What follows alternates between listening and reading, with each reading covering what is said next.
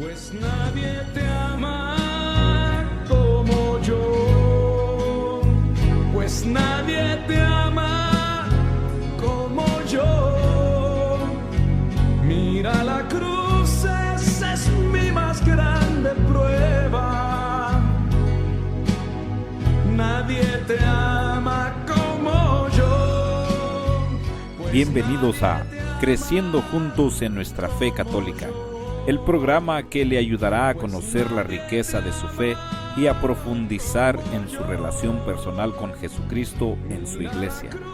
Y ahora con ustedes, el Padre Julián Cardona. Nadie te ama como yo.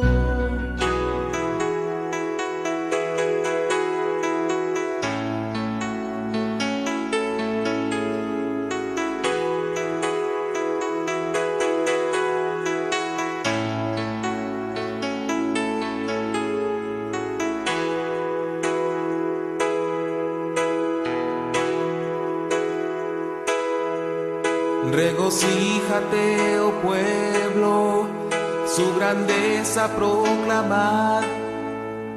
Su Hijo entregó y nos vino a salvar. Su Espíritu nos fortalece y nos guía a la verdad. Venid, gozaos todos, venid y adorad. Te alabamos, oh Padre, te venimos a adorar, pues siendo pecadores decidiste amar. Omnipotente y omnisciente, omnipresente y eternal, eres glorioso y al mismo tiempo eres un Dios personal.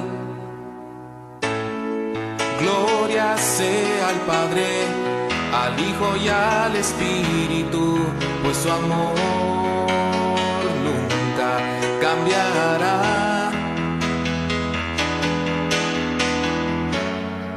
Gloria para siempre a la Santa Trinidad, misericordia nunca faltará. Y con nosotros Él siempre estará.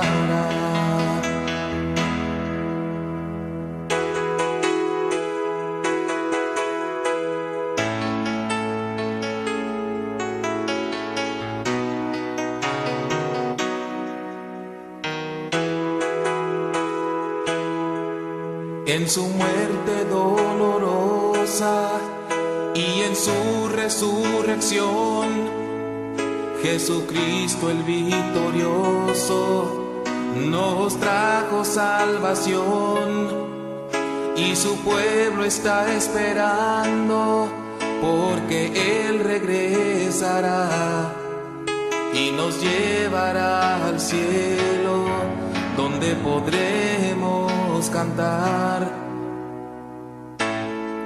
Gloria sea al Padre, al Hijo y al Espíritu. Muy buenos días para todos. Los saludo con el gozo maravilloso de celebrar una solemnidad más, muy importante en nuestra vida como cristianos católicos, después de haber pasado no hace mucho tiempo la Semana Santa, después de haber dado inicio con la Semana Santa al tiempo de la Pascua, cuando celebramos a Cristo nuestro Señor, que ofreció su vida por nosotros, que murió, pero que resucitó, y que al resucitar nos ofrece a nosotros la vida eterna, la resurrección. Después de haber celebrado al final de ese tiempo maravilloso de la Pascua, justamente cuando nos gloriábamos en la resurrección de Cristo, 50 días después de esa celebración pascual, o durante ese tiempo mejor de la celebración pascual, celebrábamos la semana pasada la fiesta del nacimiento de la Santa Iglesia Católica, de la Iglesia de Jesús, con Pentecostés, con la llegada del Espíritu Santo a nuestra vida, a la Iglesia de Jesús. en la que estaban presentes no solamente los apóstoles encabezados por Pedro, sino también nuestra Madre, la Virgen Santísima. Hoy celebramos una solemnidad más, pero no es una solemnidad más, es la solemnidad central de nuestra vida de fe. Es la solemnidad de la Santísima Trinidad, porque nuestra fe como cristianos católicos es una fe trinitaria. Creemos que Dios es un solo Señor, solo un Dios, el Dios creador del cielo y de la tierra, el Dios que reina desde siempre y por siempre, el Dios que no tiene principio y no tiene fin, el Dios que habla en las Escrituras, el Dios que nos salva, el Dios en el cual nosotros vivimos, nos movemos y existimos. Es un solo Dios, pero es un solo Dios que está formado por tres personas. Es el misterio de la Santísima Trinidad. No podemos nosotros desde nuestra mente limitada llegar a comprender este misterio, pero las Sagradas Escrituras vienen en ayuda de nuestra debilidad, en ayuda de nuestra limitación intelectual, mental, espiritual, para mostrarnos cómo en Dios residen tres personas, no siendo más que un solo Dios. El Padre, el Hijo y el Espíritu Santo son las tres personas divinas que conforman una sola y única realidad divina, un solo Dios en tres personas. Esta verdad de fe se instaura en el centro de nuestra vida cristiana para llevarnos entonces a reconocer que nosotros adoramos al Padre, nosotros adoramos al Hijo y nosotros adoramos al Espíritu Santo, no como tres dioses, sino como un solo Dios. Un misterio grandísimo, maravilloso, en el que no entra la matemática ni la lógica humana. Es por la fe que nosotros venimos a reconocer esta gran verdad. Y con nosotros, una gran cantidad de hermanos no católicos han también asentado su fe en esta enseñanza de las Sagradas Escrituras. La enseñanza según la cual en Dios habita el Padre, habita el Hijo y habita el Espíritu Santo. Dios es Padre, Dios es Hijo, Dios es Espíritu Santo. Y no podíamos nosotros llegar a descubrir, a reconocer, a experimentar esa verdad fundamental de la fe nuestra como cristianos católicos. Y es por eso que el mismo Jesús, que hace parte de esa divinidad trinitaria, vino para dar testimonio de esto precisamente, de que en el Dios uno y verdadero hay tres personas, el Padre, el Hijo y el Espíritu Santo. Y ese Jesús que es el Hijo de Dios, ese Jesús que es la palabra eterna de Dios, que como nos dice Juan 1:14, se hizo carne y habitó entre nosotros, vino entonces a revelarnos la plenitud de la verdad. Vino a ser para nosotros la revelación plena, la revelación total, y nos enseñó el misterio de un Dios que es uno, pero es también trino. Un Dios que manifiesta su amor en la presencia de tres personas que desde toda la eternidad y por toda la eternidad viven amándose como una comunidad de amor. El Padre, el Hijo y el Espíritu Santo, Dios del cual nosotros somos imagen y semejanza, Dios del cual nosotros somos reflejo, Dios del cual nosotros desde nuestro propio ADN espiritual, podríamos decir, vivimos amándonos, vivimos en comunidad, vivimos en comunión, porque lo aprendimos de aquel que nos enseñó a amar, porque nos amó primero. Lo vivimos porque tenemos los atributos de Dios que por amor, por misericordia suya, Él quiso darnos, quiso comunicarnos para que nosotros entonces viniéramos a ser, como lo leemos en las Sagradas Escrituras, imagen y semejanza suya. Es muy importante que nosotros tengamos claro ese elemento tan importante de nuestra vida de fe. Es muy importante que nosotros crezcamos en la experiencia del amor de Dios. Es muy importante que a través de la vida en comunidad, primero en la familia, que es la primera comunidad en la que nosotros entramos a formar parte, después en la comunidad eclesial, es decir, en la comunidad de la iglesia, que a través del amor nosotros vivamos esa realidad misteriosa, maravillosa y profunda de ser imagen y semejanza de un Dios que es Trinidad, que es Padre, que es Hijo, que es Espíritu Santo, de un Dios que es comunidad, de un Dios que es comunión, de un Dios que es armonía, es paz, es entrega, es donación. Cuando nosotros amamos, es cuando nos parecemos más a Dios. Al amar nosotros más, nos parecemos más a Dios. No con el amor absurdo y superficial del que nos habla la sociedad, del que nos hablan las redes sociales, del que nos habla la televisión, las telenovelas vacías y carentes de todo sentido. El amor al estilo de Jesús, tal y como nos lo reveló el Señor mismo cuando al hacer su morada entre nosotros, al caminar con nosotros, al vivir como uno de nosotros, nos enseñó. Cuando nosotros ejercemos el amor, cuando nosotros somos capaces de salir de nuestro egoísmo, de nuestro orgullo, de nuestra soberbia, de nuestros celos y rencores, de nuestras divisiones y discusiones, y cuando nos abrimos a la acción del amor de Dios, más nos estamos pareciendo a aquel que nos hizo imagen y semejanza suya. Es por eso que Jesús, la revelación plena de Dios, nos viene a poner como un mandamiento, el nuevo mandamiento, el amor.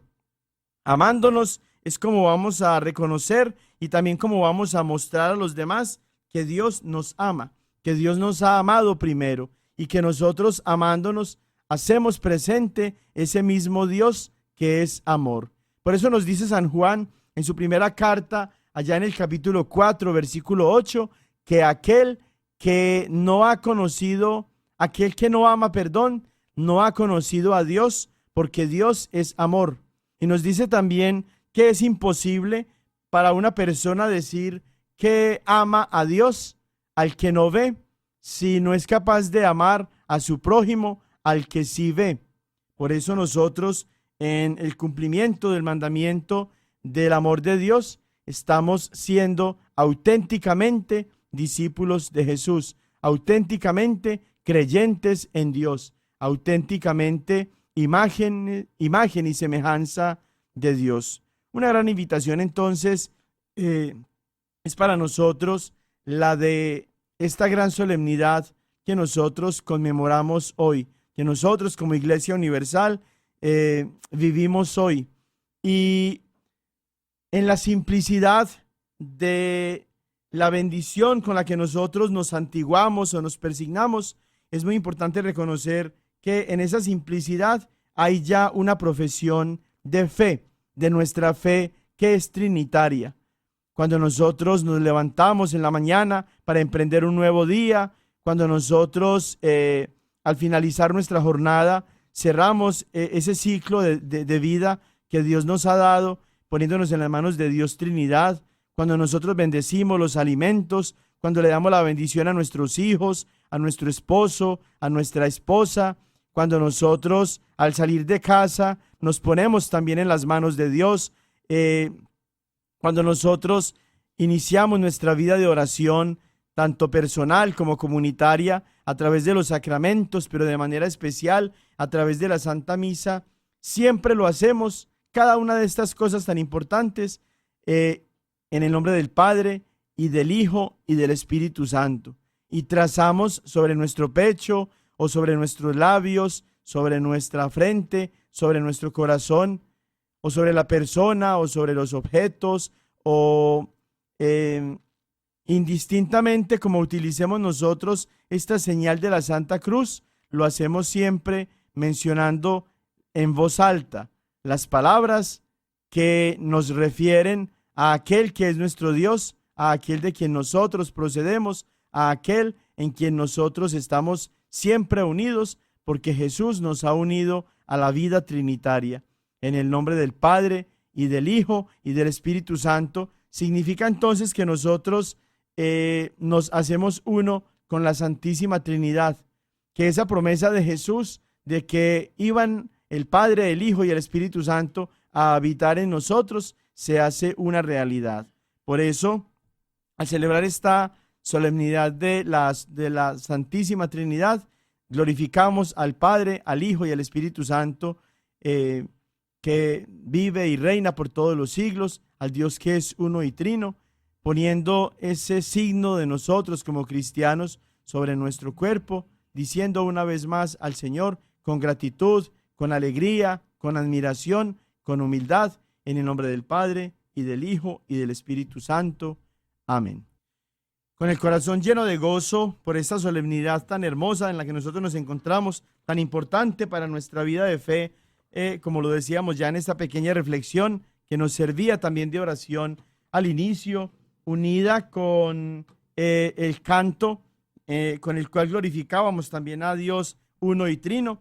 Vamos a avanzar entonces en este tema igualmente tan importante, que es el de la sola escritura, para sacar de la confusión a los hermanitos protestantes que, movidos por enseñanzas torcidas y equivocadas de los mal llamados pastores en las sectas, siguen creyendo entonces que la Santa Biblia es la única y la absoluta fuente de la revelación de Dios y la única fuente de autoridad que como cristianos debemos nosotros seguir, y reconocer entonces en las Sagradas Escrituras las mismas enseñanzas del Espíritu Santo que nos aclaran esta temática tan importante, que le dan respuesta a ese interrogante frente al cual los hermanitos protestantes se confunden tanto, y que llegan entonces ellos mismos en medio de su confusión a enseñar verdades que no son la verdad de Dios,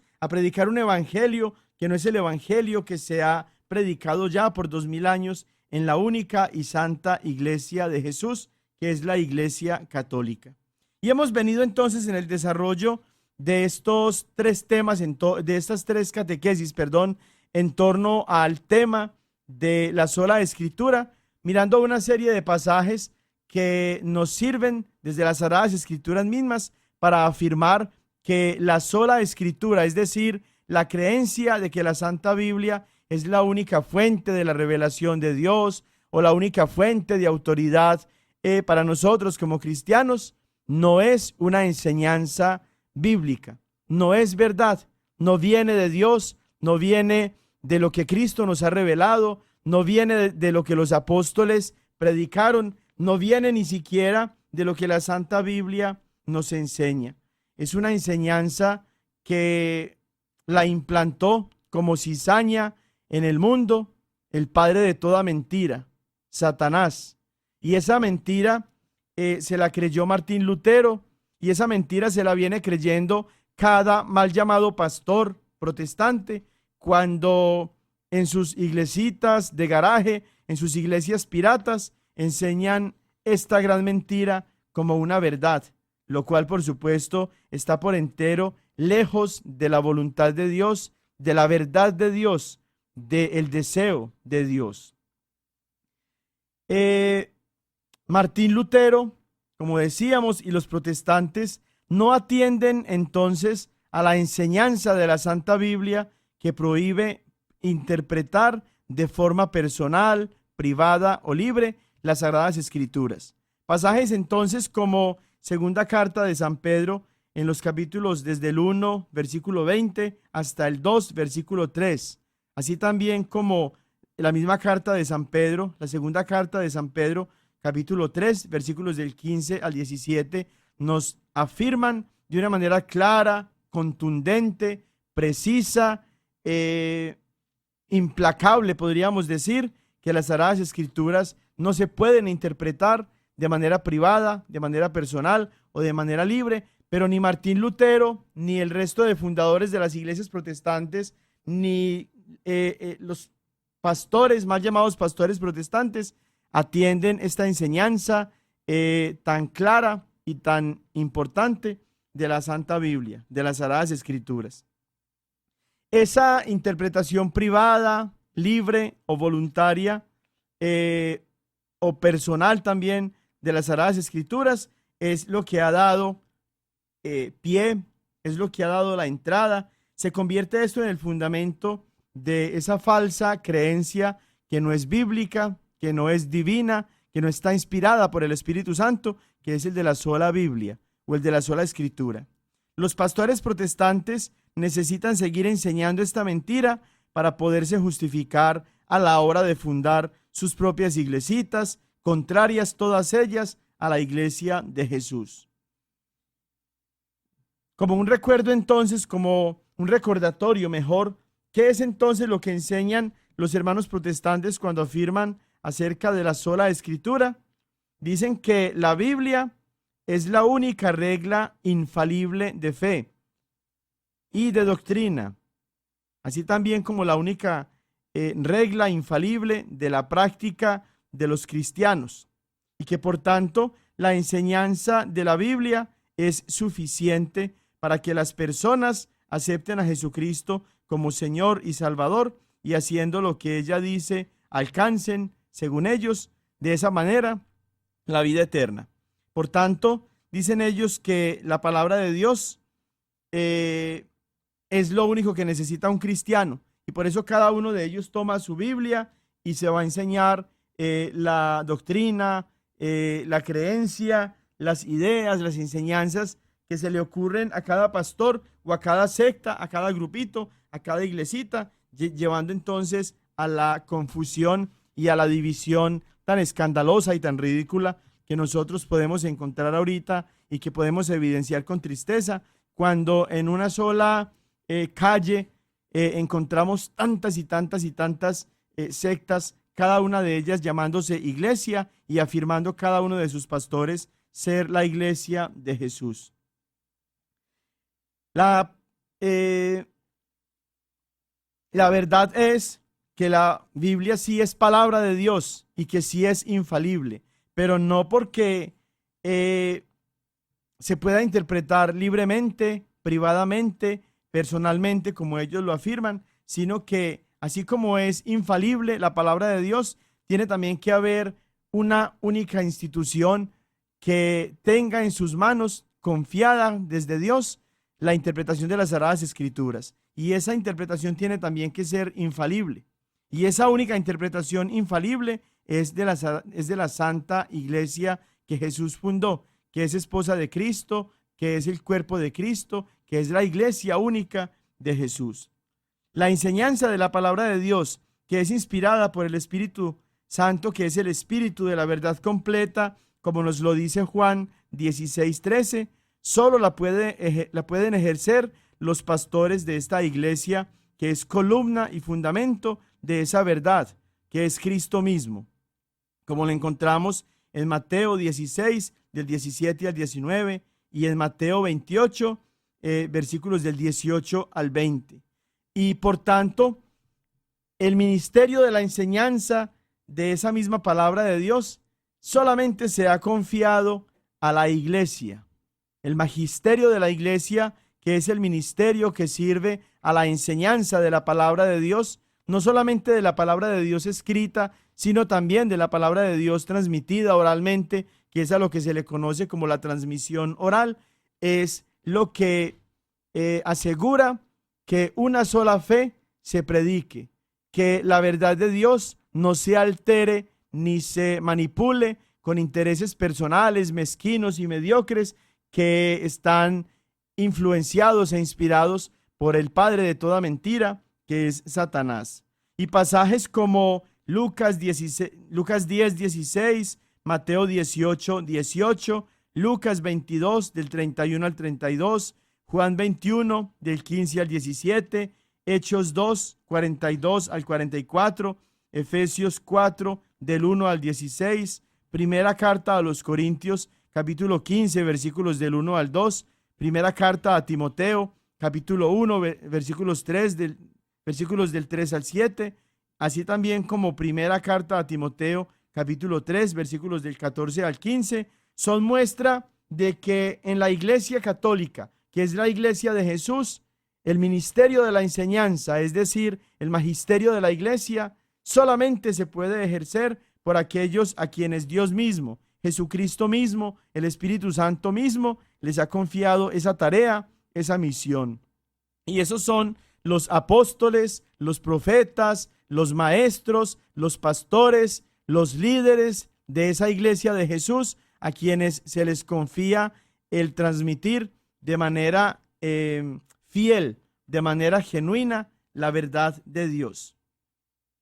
Ninguna iglesita, ningún changarrito, ninguna secta, ningún otro grupo bíblico fuera de la Iglesia Católica tiene esa facultad, esa autoridad, ese poder, porque solamente a la Iglesia Católica, a la Iglesia de Jesús, que es la única esposa de Cristo, que es el único cuerpo de Cristo, es a la que se le ha confiado entonces esa tarea tan importante. Los hermanitos protestantes creen que la Biblia es infalible e inerrante, como ya hemos dicho, pero esa verdad no aparece en la Biblia. ¿De dónde salió esa verdad entonces?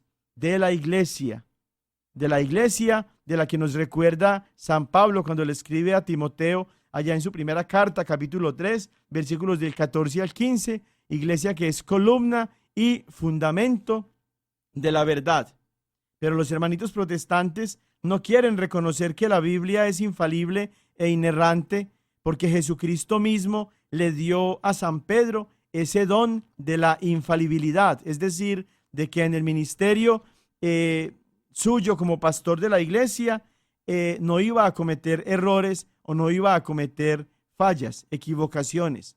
Pecados, claro que sí, porque no es impecable, pero es infalible. Y es el Espíritu Santo mismo el que asegura que el Papa, cuando ejerce su ministerio como pastor de la Iglesia Católica, de la Iglesia Universal, no comete equivocaciones o errores en materia de fe, en materia de doctrina, en materia de moral. Y esta verdad sí es bíblica y la encontramos en Mateo capítulo 16, versículo 19. Solamente a Pedro se le dio las llaves del reino de los cielos para que lo que ate en la tierra quede atado en el cielo y lo que desate en la tierra quede desatado en el cielo. Solamente a Pedro, a ninguno más de los apóstoles y a ningún autonombrado apóstol, profeta, evangelista, maestro, superintendente, etc.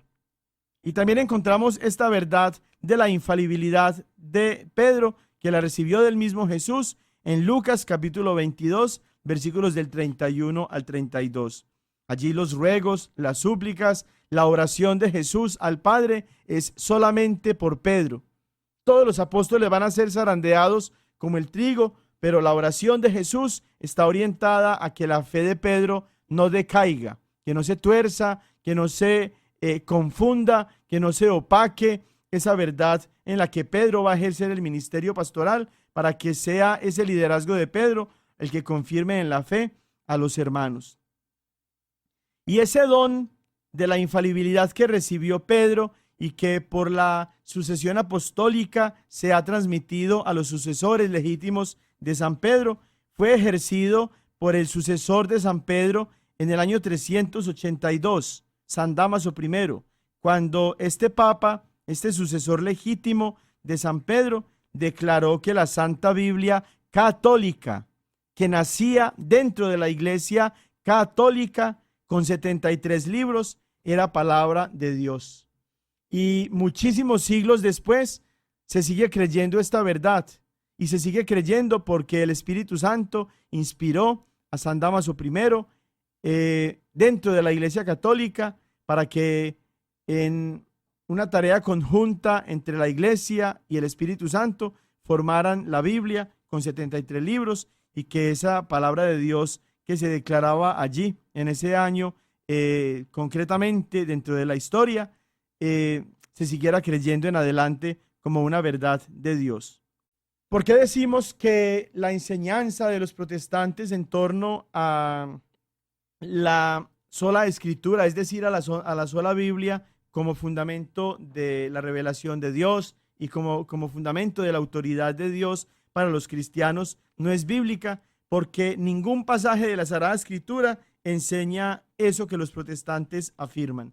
El único pasaje que los protestantes te van a leer cuando tú les preguntes dónde aparece eso de la sola Escritura en la Biblia es segunda carta de San Pablo a Timoteo, capítulo 3, versículos del 15 al 17. Es el único pasaje que te van a leer ellos y que para su interpretación torcida y manipulada es el fundamento de la sola Escritura. Vamos a leer ese pasaje de segunda a Timoteo, capítulo 3, versículos del 15 al 17, para mirar si de verdad allí dice que solo la Biblia, que solo la Escritura es el fundamento de la revelación de Dios o el fundamento de la palabra de Dios. Búsquenla en sus Biblias, por favor, ustedes, si la tienen a la mano, o si no, anoten la cita bíblica para que la busquen después y para que revelen en su propia mente, en su propio corazón, esta gran mentira de los pastores protestantes. Segunda a Timoteo, capítulo 3, versículos del 15 al 17. Le está escribiendo Pablo a Timoteo lo siguiente: recuerda que desde niño conoces las sagradas letras, es decir, las sagradas escrituras. Ellas pueden darte la sabiduría que lleva a la salvación mediante la fe en Cristo Jesús. Hasta ahí llega el versículo 14. Y luego dice el versículo 15, perdón. Y luego dice el versículo 16. Toda escritura es inspirada por Dios y útil para enseñar, para argüir, para corregir y para educar en la justicia. Una vez más ese versículo 16. Toda escritura es inspirada por Dios y útil para enseñar, para argüir, para corregir y para educar en la justicia. Ojo que aquí se dice una verdad de Dios, una verdad del Espíritu Santo, que toda la escritura, todas las sagradas escrituras son inspiradas por Dios. Claro que sí. Y que son útiles para enseñar, para argüir, para corregir y para educar en la justicia. Se dice que toda escritura es inspirada por Dios. No se dice que solamente la escritura es inspirada por Dios o que únicamente la escritura es inspirada por Dios. Si ven ustedes que los protestantes, con la maña de enseñar lo que a ellos les da la gana y no lo que el Espíritu Santo quiso revelar, transforman, cambian, trastocan, manipulan, tuercen el sentido de las escrituras. Efectivamente, toda escritura es inspirada por Dios, pero aquí se está diciendo que las escrituras que el Espíritu Santo inspiró tienen esa facultad de la inspiración, pero no se está diciendo aquí que únicamente o que solamente las escrituras son inspiradas por Dios. Entonces, este pasaje de San Pablo, cuando le escribe a Timoteo, allá en el capítulo 3, versículos del 15 al 17, se convierte entonces para los protestantes de manera mañosa, mentirosa, artificiosa, falsa, el único argumento que te pueden sacar de las Sagradas Escrituras para enseñarte que la Biblia es palabra de Dios y que solamente entonces la Biblia como palabra de Dios debe ser tomada como fuente para la vida de fe de nosotros todos como cristianos. Y cuando nosotros como cristianos católicos les decimos que no se trata solamente de las Sagradas Escrituras que son inspiradas por Dios tal y como lo encontramos en este pasaje, sino que también es la tradición oral de los apóstoles que dio precisamente como resultado la puesta por escrito de algunas cosas que se escribieron tal y como lo encontramos nosotros en las Escrituras. Dicen ellos entonces que las tradiciones de hombres, que es lo que nosotros enseñamos, son opuestas a la verdad de Dios. Y es que toman las tradiciones, toman como tradiciones de hombres lo que nosotros como cristianos católicos por 2000 años afirmamos acerca de la tradición apostólica. Y para poder ellos enseñar esa mentira, se van a pasajes como Mateo 22, versículo 29 y Marcos 7, versículos 8 y 13, para mostrar entonces que tradiciones que Jesús criticaba de los fariseos son, según ellos, la tradición apostólica que nosotros enseñamos como Iglesia Católica, que complementa las Escrituras como revelación de Dios. Vamos a mirar esos dos pasajes de Mateo 22-29 y Marcos 7, 8 y 13, para mirar si se trata de la tradición apostólica que nosotros como cristianos católicos reconocemos en la única iglesia de Jesús, o de qué clase de tradiciones está hablando Jesús. Mateo 22-29 dice así: Jesús les respondió a los fariseos, justamente, a los saduceos, están en un error por no entender las Escrituras ni el poder de Dios. Este versiculito así tomado fuera de contexto, sin leer todo el pasaje del versículo 23 al 33, que es el que incluye este versiculito tan cortito y tan importante, y que presenta todo el texto, la discusión de Jesús con los saduceos acerca de la resurrección de los muertos. Es el único fundamento en torno al cual ellos afirman que Jesús está criticando las tradiciones católicas. El pasaje total, para que ustedes lo lean en su Biblia, es Mateo 22, desde el versículo 23 hasta el 33. No incluye solamente ese pequeño pasaje en el que ellos están diciendo que Jesús está criticando las tradiciones de hombres y que por tanto se refiere a la tradición apostólica que nosotros como cristianos católicos reconocemos en la única iglesia de Jesús. El pasaje se refiere a la resurrección de los muertos, que los saduceos negaban y que toman ellos como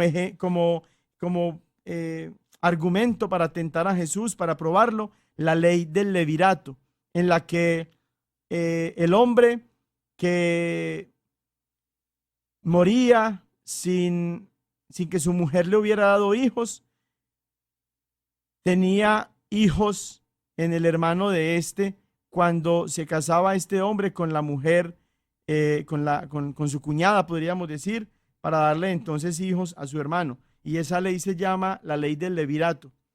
Y en ese contexto es en el que Jesús está criticando esa tradición de los judíos.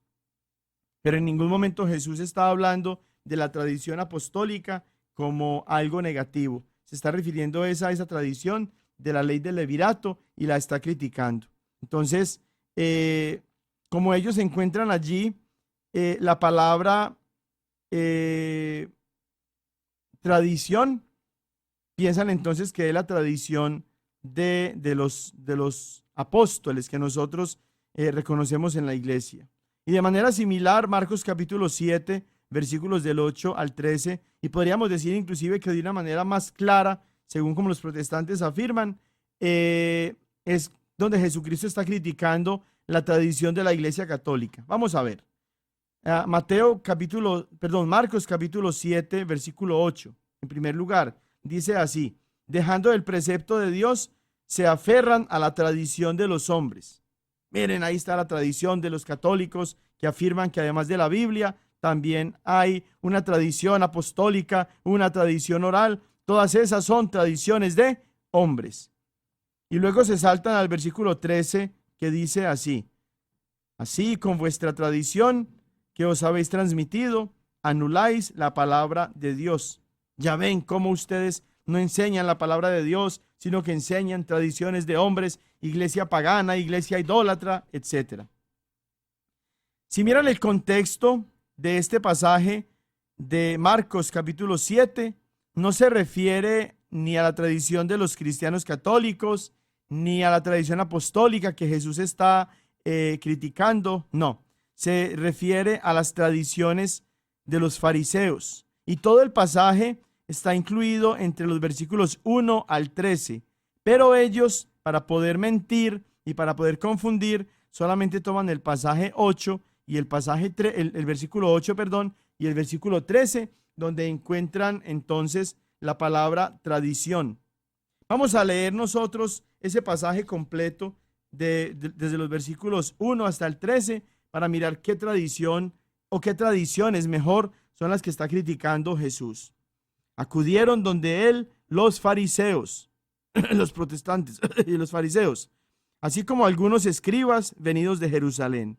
Y al ver que algunos de sus discípulos comían con manos impuras, es decir, no lavadas, es que los fariseos y todos los judíos no comen sin haberse lavado las manos hasta el codo. Ojo a esto, en el versículo 3, que ellos no leen, aferrados a la tradición de los antiguos, y al volver de la plaza, si no se bañan, no comen. Y ojo a esto, en el versículo 4, y hay otras muchas cosas que observan por tradición, como la purificación de copas, jarros y bandejas. Los fariseos y los escribas le preguntaron, ¿por qué tus discípulos no viven conforme, ojo a esto, a la tradición de los antepasados, sino que comen con manos impuras? Está en el versículo 5, pero ellos nunca lo leen. Versículos 3, 4 y 5 entonces nos están dando a nosotros la respuesta acerca de las tradiciones que Jesús está criticando, de las tradiciones en contra de las cuales Jesús afirma lo que afirma. Se trata de las tradiciones de los antepasados, de los fariseos, de los judíos, de toda esa ritualidad externa y vacía que practicaban los protestantes, que practicaban los fariseos y los escribas. Es en torno a esa tradición o a esas tradiciones que Jesús se está refiriendo. Entonces dice el versículo 6, él le respondió, bien profetizó Isaías de vosotros, hipócritas, según está escrito, este pueblo me honra con los labios, pero su corazón está lejos de mí. En vano me rinden culto, pues enseñan doctrinas que son preceptos de hombres. ¿A qué doctrinas y a qué preceptos de hombre se está refiriendo Jesús? A lo que ya San Marcos nos está mostrando allí en los versículos 3, 4 y 5, que los protestantes no leen y se saltan como ardillas, se saltan como las pulgas, yo creo, del versículo 8 al versículo 13, nada más para leer el pedacito que les interesa y así entonces crear la confusión. Y luego sigue el versículo 8, dejando el precepto de Dios, se aferran a la tradición de los hombres, que es el que ellos leen, ¿no? Les decía también, qué bien violan el mandamiento de Dios para conservar su tradición. Versículo 9. Entonces dicen ellos que la tradición nuestra, como cristianos católicos, la tradición apostólica, que complementa la enseñanza bíblica o la revelación de las Sagradas Escrituras, anula el mandamiento de Dios. Pero vamos a ver en el contexto qué es lo que dice este pasaje y qué está afirmando Jesús, qué está criticando Jesús. Porque Moisés dijo, honra a tu padre y a tu madre, y el que maldiga a su padre o a su madre sea castigado con la muerte. Pero ustedes dicen que si uno dice a su padre o a su madre, lo que de mí podrían recibir como ayuda, lo declaro corbán, es decir, ofrenda, ya no le dejan hacer nada por su padre y por su madre. ¿A qué se parece más esa tradición? Al diezmo, a las ofrendas, a las primicias, a las colectas, a los pactos, a las alianzas que los pastores protestantes cargan de manera codiciosa y ambiciosa, ilegal, injusta, anticristiana sobre sus pobres seguidores, que les dicen que tienen que pagar el diezmo primero, las alianzas, las primicias, los preceptos, todas esas cosas, antes de ayudar al papá y a la mamá, antes de mandar la ayudita económica para sus familiares que viven en Centroamérica o en México o en Suramérica, que tienen primero que declarar a corbán o declarar a ofrenda esas entraditas económicas que con tanto sacrificio, trabajando tan duro, estas pobres personas tan humildes y tan sencillas logran semana tras semana, y con el pretexto de que le están robando a Dios, porque toman allá Malaquías capítulo 3, llevan a la pobre alma de Dios a creer que le están robando a Dios y por tanto dejan de ayudarle a su papá y a su mamá. ¿Cuál es el mandamiento que Jesús está criticando? Ese, pastor ladrón sin vergüenza. El que tú te bases en la palabra de Dios y manipules la palabra de Dios como lo hacían los fariseos para declarar corbán, para declarar diezmo o para declarar ofrenda, el dinerito de esas pobres almas a las que tú estás estafando y estás extorsionando, ganándote con eso tu condenación eterna. A esa tradición es a la que se refiere Jesús. Léalo en la Biblia, por favor. Léanlo ustedes en la Biblia para que se den cuenta que no lo estoy enseñando yo. Lo enseña Jesús. No se salten solamente del versículo 8 al 13, como las pulgas.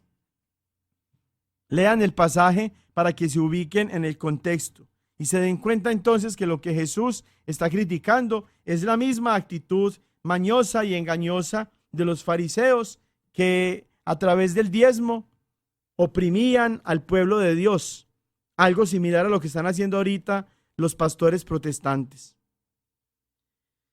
Esa estrategia de tomar un pedacito de la Biblia nada más y de usarlo a conveniencia para poder llenar sus bolsas del dinero que le roban así de directamente y de descaradamente a estas pobres almas que tienen hambre y sed de Dios, es la misma estrategia que encontramos en el primero de los protestantes, que no era Martín Lutero, Satanás, allá en Mateo 4, 6, cuando en la tentación a Jesús le tomó un pedacito de la palabra de Dios, del Salmo 91, y tuvo el descaro Satanás de decirle a Jesús, porque está escrito, a sus ángeles ha dado órdenes para que tu pie no tropiece en piedra alguna.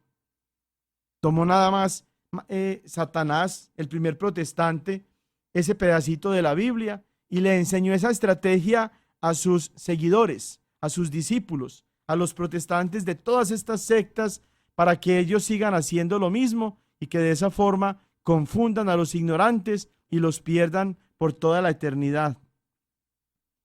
El primer protestante no fue Martín Lutero.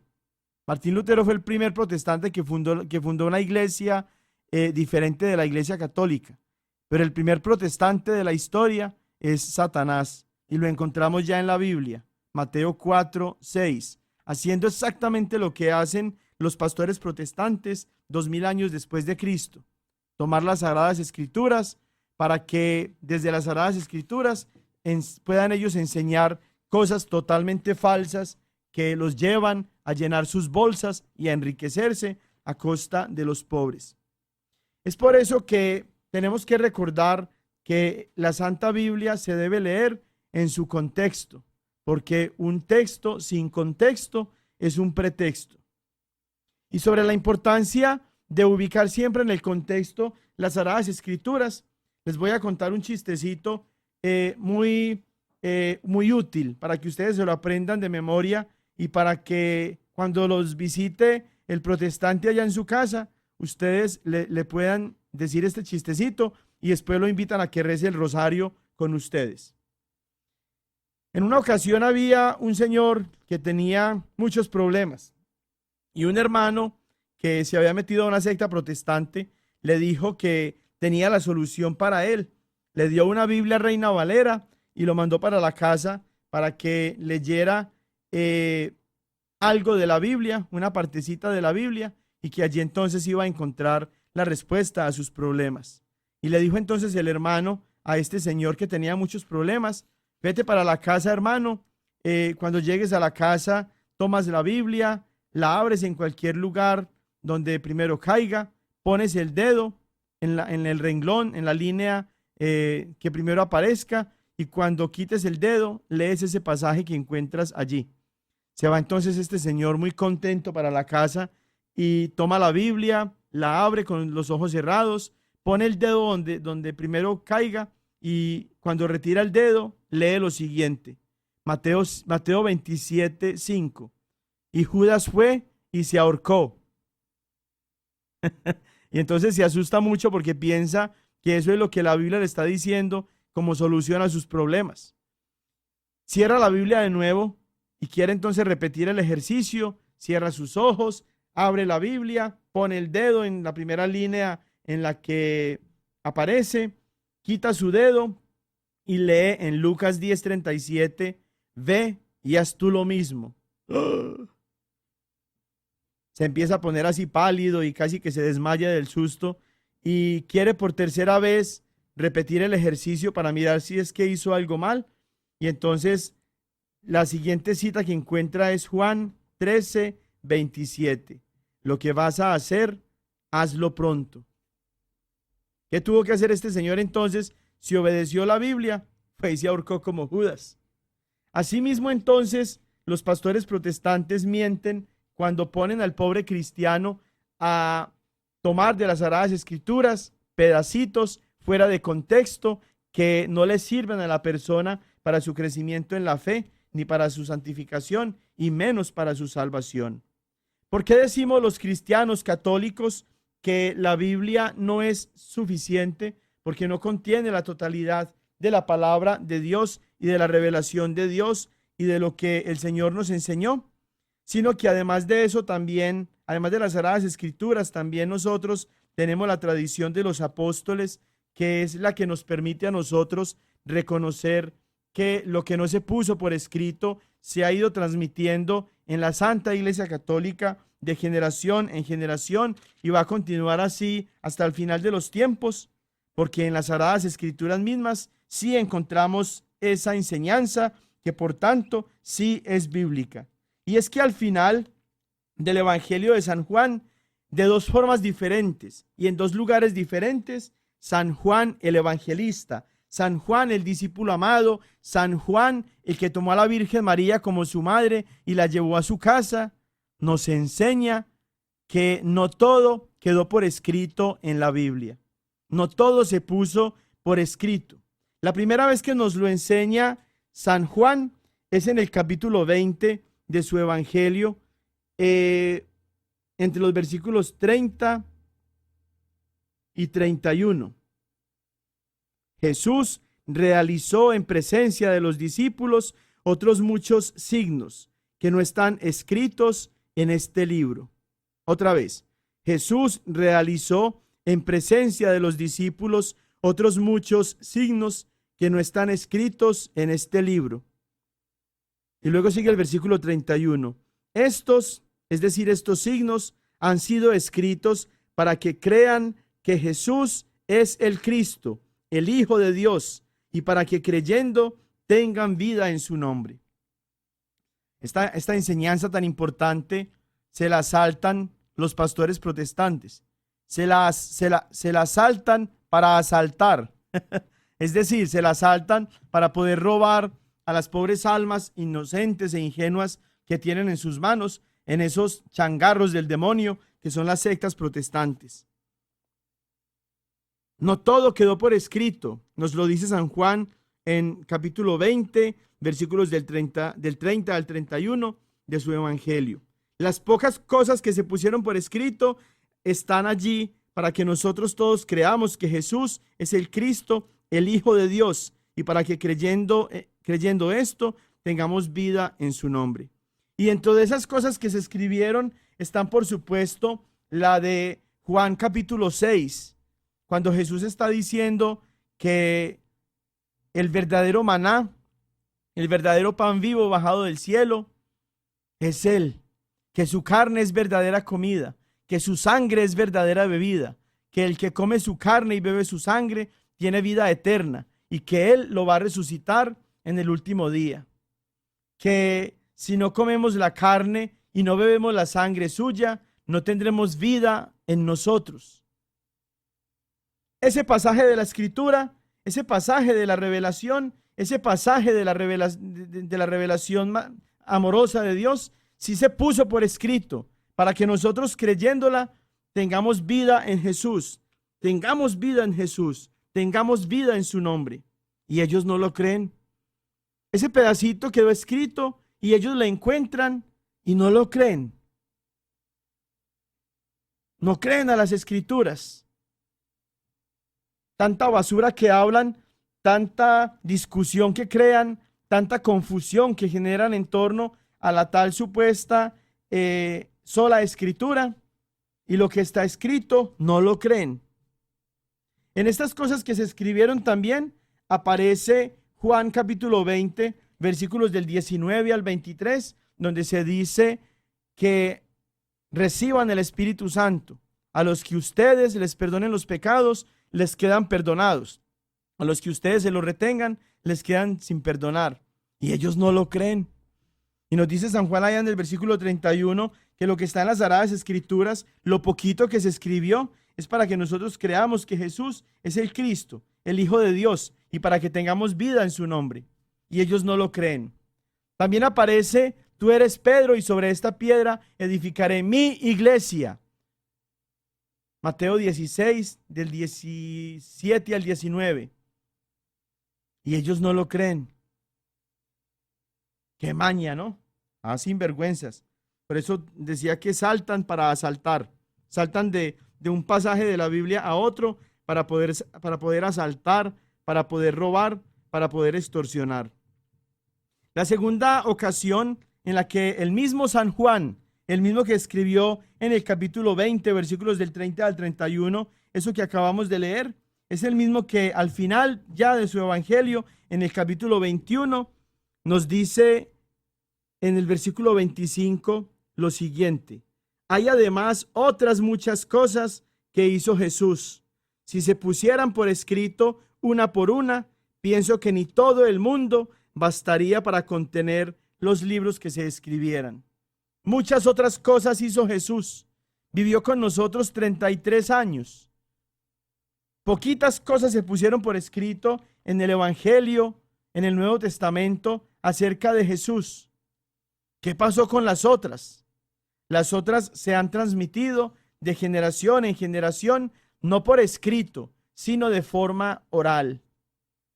Un pasaje que no pueden los protestantes contradecir, y es un pasaje en el que claramente se nos indica que la revelación de Dios no solamente se dio a través de las Sagradas Escrituras, sino también a través de la tradición oral, es decir, de la tradición de los apóstoles, de esa verdad que se iba transmitiendo de generación en generación. La encontramos en la primera carta del apóstol San Pablo a los Corintios, allá en el capítulo 11, y se refiere a este pasaje justamente a la Eucaristía. Y miren lo que está diciendo San Pablo, primera de Corintios capítulo 11, versículos del 23 en adelante. Porque yo recibí del Señor lo que os transmití. San Pablo no conoció a Jesús. Él no estuvo con Jesús en la última cena. Por tanto, San Pablo no celebró la última cena con Jesús. Sin embargo, miren lo que dice el versículo 23. Yo recibí del Señor lo que os transmití. Esa transmisión de la fe que recibió San Pablo acerca de la Eucaristía, la recibió de los apóstoles, por tradere, por tradición oral, no por la Biblia. Y por tanto, este pasaje es una de las muestras que nos indican que las Sagradas Escrituras no contienen la totalidad de la palabra de Dios, y que por tanto la tradición oral es el complemento de esa revelación, de esa palabra de Dios.